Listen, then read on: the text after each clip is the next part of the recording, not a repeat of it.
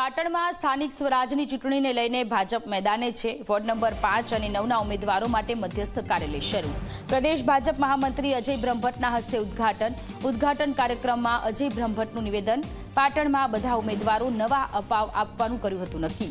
પ્રદેશ ભાજપના નિર્ણયને જૂના આગેવાનોએ સ્વીકાર્યા।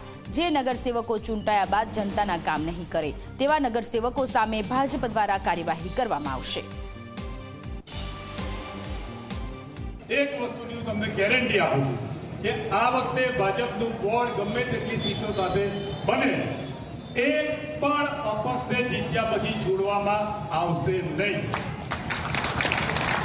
જે લોકો બહાર એવું કહેતા હોય આમાંથી કોઈ જો સંબંધ હોય ને એવું કહેતા હોય કે અમને ફલાણા ભાઈ લઈ લેશે તો મેં રમેશભાઈને કેસીભાઈને કહ્યું છે કે બધાને જણાવી દેજો કે અપક્ષમાં ફોર્મ ભરનારને 5 વર્ષ સામે જ ગણવામાં આવશે અને ભાજપમાં લેવામાં આવશે નહીં।